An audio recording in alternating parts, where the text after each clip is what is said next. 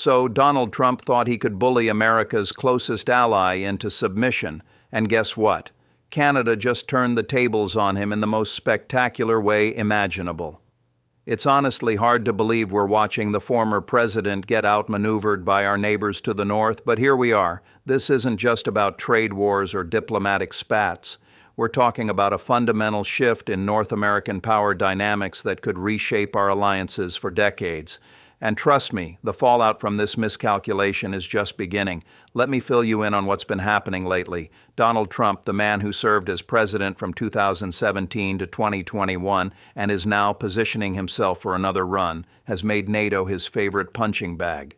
Whether it was threatening to pull the United States out of the alliance, demanding European nations pay more, or publicly undermining Article 5 commitments, Trump really cemented himself as the guy willing to blow up 7 decades of transatlantic cooperation for a soundbite.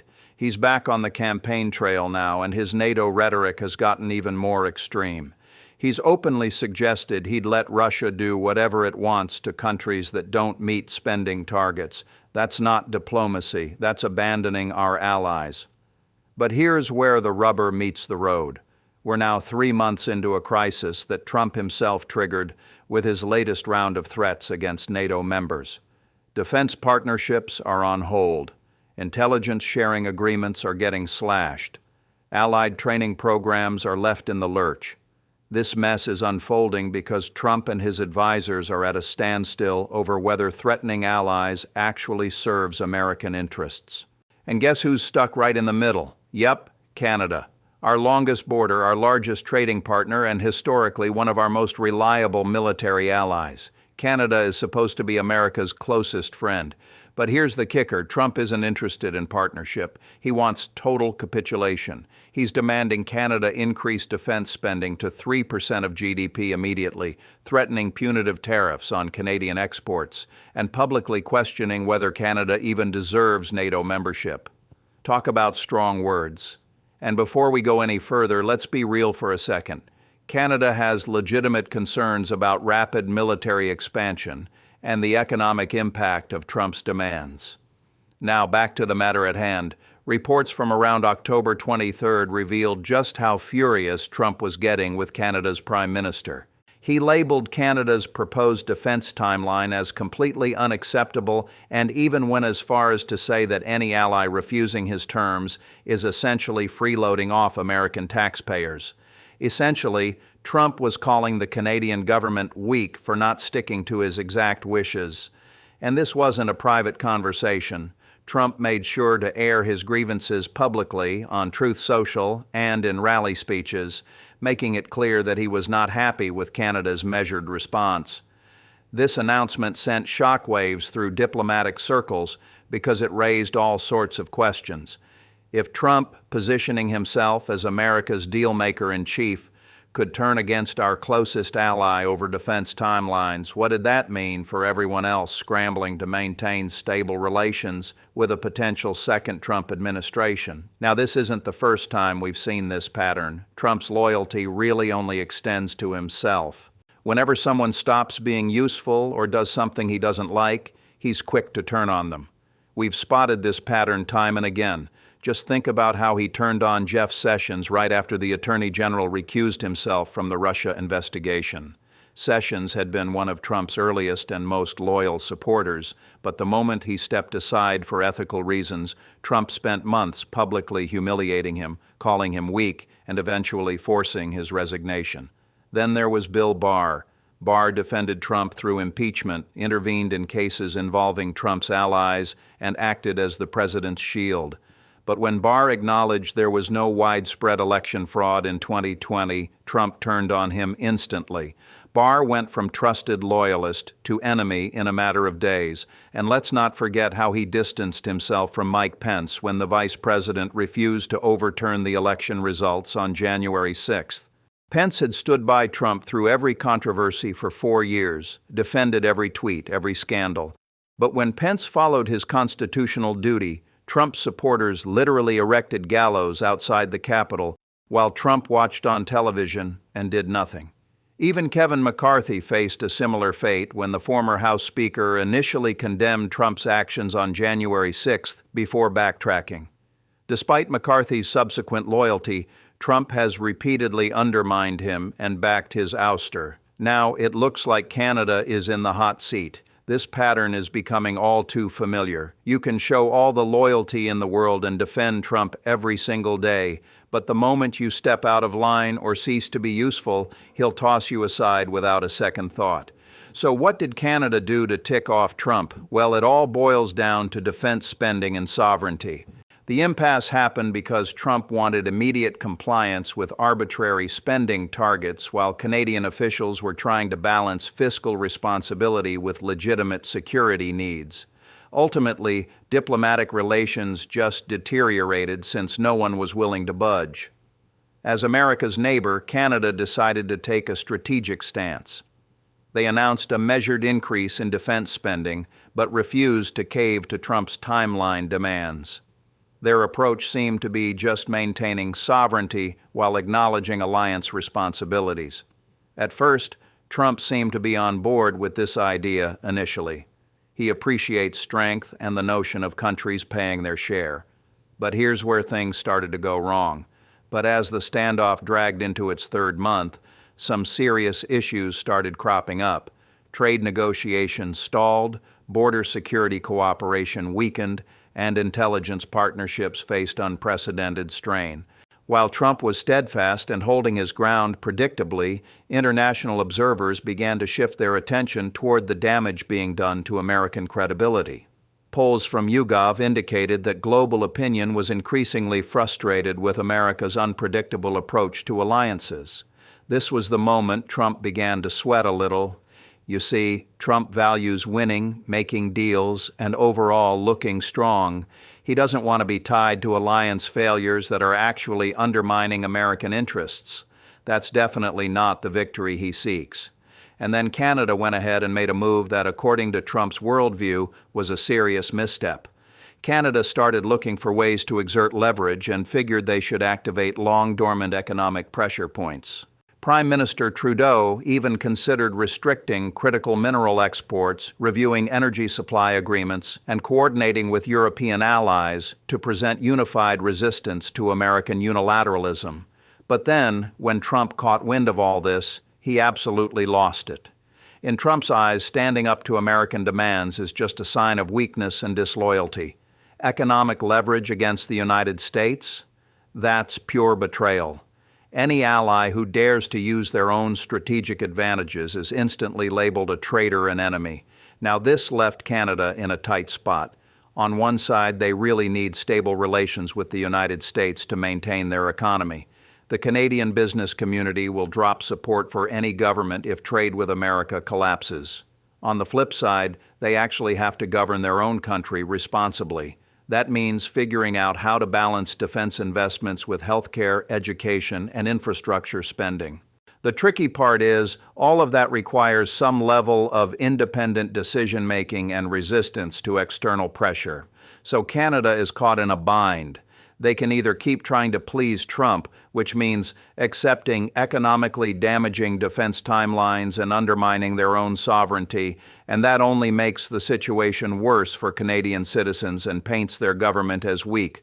Or they can do their actual job as an independent nation, which means using available leverage to negotiate fair terms, but that'll definitely make Trump turn against them completely. It's a tough situation, and that's the mess Trump creates for allied leaders. He demands complete loyalty and wants them to capitulate without budging, but then he points fingers when things go south. He's not shy about tossing them under the bus whenever it suits him. This whole scenario is causing major stress within the Western alliance structure. If Trump has turned on Canada and is willing to publicly undermine America's closest neighbor, every NATO member is left wondering if they're the next target. Those moderate voices in both American political parties who are trying to balance alliance commitments with fiscal responsibility are now worried sick about being the next one to get tossed aside. Meanwhile, the hardline isolationists believe traditional alliances aren't valuable enough and that America should act purely in self-interest. Things became even more intense when Senator Rand Paul, one of Trump's most libertarian-leaning allies, broke away from defending the Canada approach. He had been pushing for reduced foreign commitments and criticized Trump for creating unnecessary conflict with a friendly neighbor. When someone as aligned with Trump's anti-interventionist instincts as Paul starts questioning the strategy, you know you're in a world of hurt. Canada's government decided to take unprecedented action.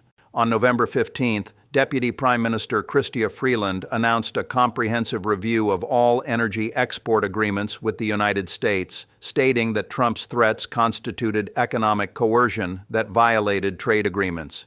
She pointed out that Canada supplies 30% of American crude oil imports and significant portions of natural gas and electricity. According to legal experts interviewed by Politico, Canada's position has strong basis in existing trade law. The situation moved quickly, and international trade analysts recognize the urgency. After all, every day this standoff continues means billions in potential economic damage and weakened continental security. And let me tell you, Canada's strategy didn't stop with energy. The government announced coordination with major mining companies to prioritize exports of critical minerals to European and Asian markets rather than the United States. That's legal speak for saying America's aggressive approach is forcing allies to seek alternatives. You've got no guaranteed access anymore. Your demands are just pushing resources elsewhere. It's a significant move, reminding Trump that even America's closest neighbor isn't above leveraging strategic assets. This is a huge deal that doesn't usually happen between allied democracies with integrated economies. Legal experts and trade specialists are noting that we haven't seen economic leverage used this effectively by a smaller ally against the United States since the 1970s oil shocks. According to CBS News, former Treasury Secretary Lawrence Summers, a centrist economist who served under Democratic administrations, went on air and made a statement that really should catch everyone's attention. He said that Trump's approach is virtually indefensible from an economic standpoint and creates vulnerabilities the United States hasn't faced in generations. Just think about that for a moment. One of America's most respected economic minds, someone who has served at the highest levels of government under multiple presidents, is basically saying this strategy is fundamentally dangerous and economically reckless. And this is coming from someone who typically avoids partisan political commentary and focuses purely on economic analysis and data-driven policy recommendations.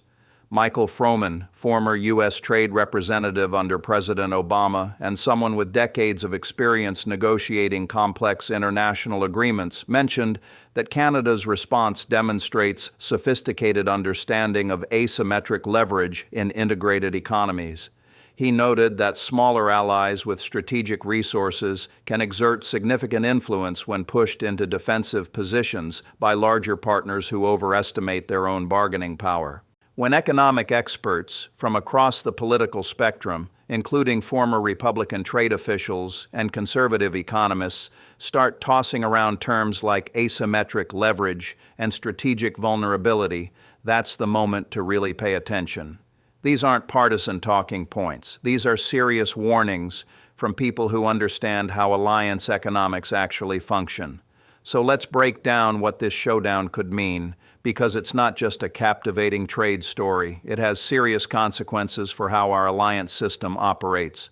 First up is the immediate political fallout. Trump is already facing significant backlash from American businesses that depend on Canadian energy and raw materials, and his polling numbers among suburban moderates are taking a hit. Republican representatives from border states are getting anxious about the upcoming 2024 election, which is definitely adding to the tension. Having America's closest ally openly using economic leverage in response to threats, and honestly, that's not the best look for Trump's America First messaging. Most folks in America have a good deal of respect for Canada as a reliable partner and friend, even if they don't always agree with Canadian policies. Democrats and traditional foreign policy Republicans are definitely planning to take advantage of this situation. They'll argue that Trump believes he's above diplomatic norms and does not hold alliances in high regard, and they'll have Trump's own statements backing up those claims. This is going to be Exhibit A in proving that Trump's approach to foreign policy creates chaos rather than strength. You can expect to see footage of Canadian officials announcing economic countermeasures popping up in Democratic campaign ads, speeches, and debates. Now let's touch on what this means for NATO itself. Secretary General Jens Stoltenberg has been working hard to keep NATO out of the Trump-Canada dispute, wanting the alliance to be viewed as above individual political battles. But by escalating demands that created this crisis, Trump's waded right into fracturing the alliance's unity.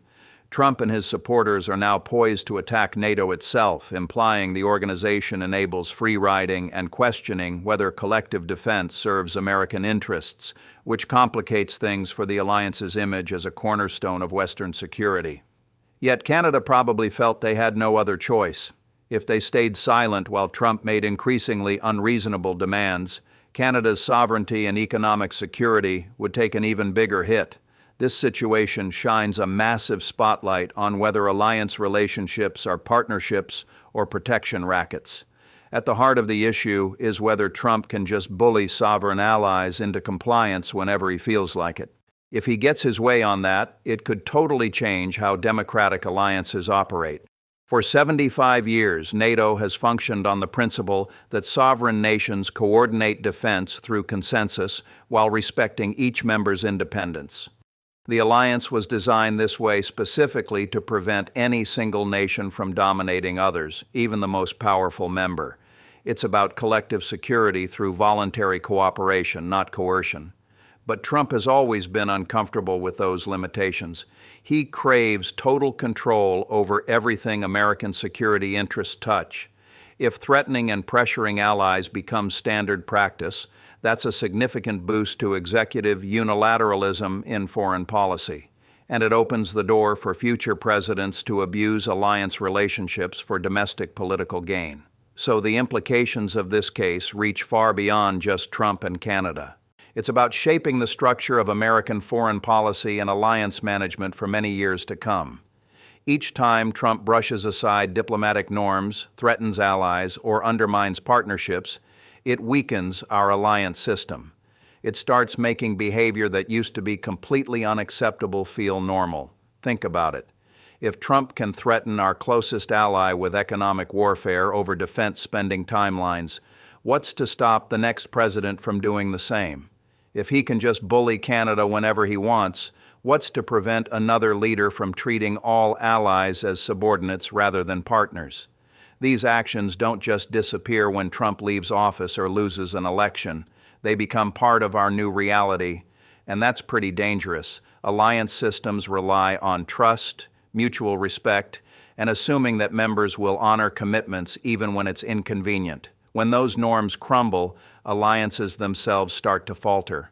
Looking ahead to the 2024 election, it's clear that all of this is going to have some significant effects. We're still 9 months out from those elections, but the narrative being set now is bound to influence how things go. If the story playing out is one of Trump battling America's closest ally and creating economic vulnerabilities that spells trouble for his campaign, voters usually don't reward chaos and instability. They want competence and reliability. Right now, Trump isn't offering either of those. So expect Biden's campaign to champion a message focused on restoring American leadership and alliance credibility. After years of chaos under Trump, there are folks who believe that returning to traditional diplomacy means NATO will actually work properly again. They're promising no more constant alliance crises or fights with friendly nations, just good old normal international relations. That message might just hit home for a lot of voters, including some Republicans who value strong alliances and stable trade relationships. So here's the deal. Donald Trump tried to bully Canada into submission, and Canada just proved they have more strategic and economic leverage than he calculated. This isn't just about defense spending or trade disputes. It's about whether the United States maintains alliance partnerships based on mutual respect, or becomes the kind of nation that threatens friends to get compliance. If Trump's approach becomes standard, then we're basically saying sovereignty and partnership don't matter anymore at all. That would mean we're stepping into a completely new realm where raw power trumps diplomacy and coercion replaces cooperation. It's about so much more than just this particular standoff with our northern neighbor. It's about whether we genuinely have a functioning alliance system based on shared values, or if we're just stuck with whoever can threaten the most convincingly. So keep an eye on this developing situation. Things are just heating up. Canada's economic countermeasures are only beginning to take effect, and Trump's response will show whether he can admit miscalculation or will double down. The next few weeks are going to be crucial. The stakes have never been higher, the alliance structure more tested, and the outcome more unpredictable. This ride is far from over.